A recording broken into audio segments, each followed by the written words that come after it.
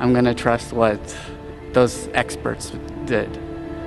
Those experts came up with. I have a strong trust in evolutionary ideas based on the evidence presented. Can you think of any observable evidence for Darwinian evolution, a change of kinds? I haven't seen it myself, but I believe what the textbooks tell me about it, so.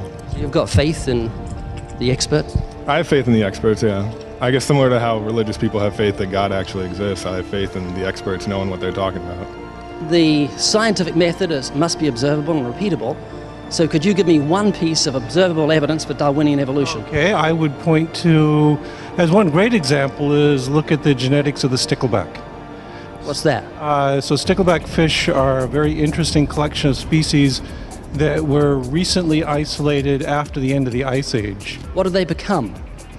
They're various species of sticklebacks. They stayed as fish. Human beings are fish? Why, yes, of course they are. How long did that take? A couple billions of years, millions. A couple of millions? How is that observable? It's not. We came out of the ground as a mammal, and one mammal created... Come out of the ground? Didn't we come out of the sea? Huh? Well, initially in the beginning, we came out of the ground and the sea. After the great destruction of the... So did we have lungs or gills when we came out of the sea? You want to know something? Those that were in the sea, I guess, had gills, and those that were on land had lungs. But if we came out of the sea, we had gills in the sea. You want to know something? Who knows that we came out of the sea or we evolved from mammals? So you don't know? Huh? Of course I don't know. I'm accepting that they did their science correctly. Could you give me an example of Darwinian evolution, not adaptation or speciation, but a change of kinds?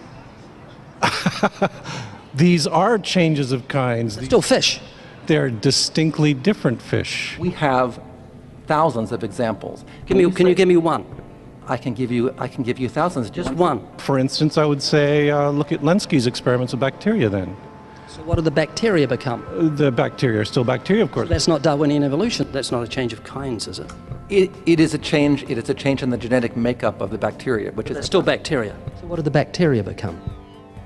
A new kind of bacteria. It's still bacteria. There's no change of kinds. To summarize, the observable evidence that you give me for Darwinian evolution is bacteria becoming bacteria. No, it is bacteria acquiring new metabolic capabilities. You said before that there is lots of evidence for evolution. I just want one observable evidence for Darwinian evolution, no, just one. But I gave you some. You don't want... Not some, I want one. Wait, you don't want that. I want one. Yes, I do. I'm pleading with people. You asked me to tell you when I've watched one species evolve into another. Isn't that right? No, one kind into another. There's 14 different definitions of species. So I want a change of kind. When you're talking about kinds or change in families, you're actually talking about macroevolution. You're talking about changes on the level that separate, say, cats from dogs. So could you give me any examples of Darwinian evolution? Well, when you say examples of that, then you have to sort of look it over. Can you give an example of a genetic mutation or an evolutionary process which can be seen to increase the information in the genome?